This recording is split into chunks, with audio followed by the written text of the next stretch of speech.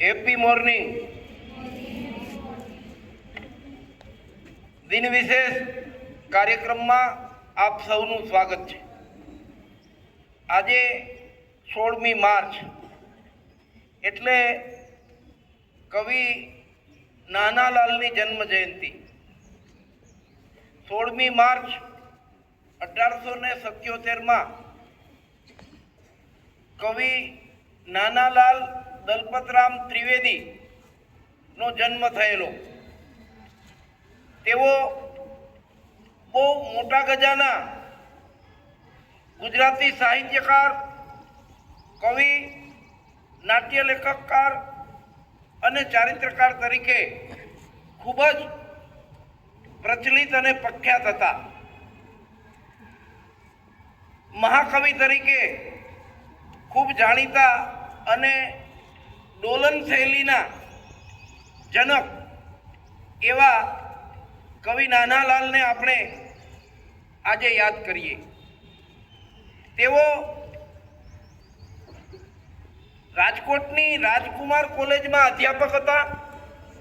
સાથે સાથે રાજકોટ રાજ્યના સર ન્યાયાધીશ હતા અને નાયબ દિવાન હતા. એટલે એક કવિ હોવાની સાથે સાથે એક બહુ સારા અધ્યાપક અને બહુ સારા સર ન્યાયાધીશ તરીકે તેમણે બેખૂબી પોતાની ભૂમિકા અદા કરી હતી. 1919માં ગાંધીજીની 50મી જન્મ જયંતિ નિમિત્તે ગુજરાતનો તપસ્વી નામની રચના ગાંધીજીને સમર્પિત કરી હતી અને બહુ જ પ્રચલિત થયેલી આ ગાંધીજીનો સંદર્ભમાં ગાંધીજીના જીવન ચરિત્રને ધ્યાનમાં રાખીને ગુજરાતનો તપસ્વી નામની રચના એ ખૂબ પ્રસિદ્ધ થઈ હતી.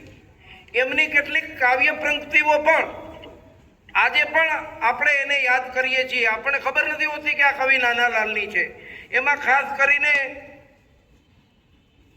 અસત્યો માહેથી પ્રભુ પરમ સત્ય તું લઈ જા, આ પ્રાર્થના, આ શ્લોક આપણે સ્કૂલમાં ગાતા હતા, બોલતા હતા. આના રચનાકાર પણ એ કવિ નાનાલાલ છે. ખાસ કરીને પાર્થને કહો ચડાવે બાણ, હવે તો યુદ્ધ એ જ કલ્યાણ, આ રચના પણ કવિ નાનાલાલની છે. એટલે આજના દિવસે આપણે એમને ખાસ યાદ કરીએ. 9 જાન્યુઆરી 1946ના દિવસે તેમનું દેહાવસાન થયું.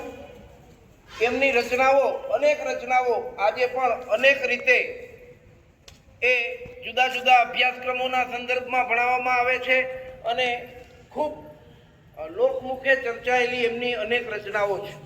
એટલે આ રીતે કવિ નાનાલાલને આપણે યાદ કરીએ. આ સાથે આજે 16મી માર્ચ એટલે ક્રિકેટની દુનિયાનો જે બેતાજ બાદશાહ કહેવાય એવા સચિન તેંડુલકરે 2012માં 100મી સદી એ 16મી માર્ચના દિવસે ફટકારી હતી.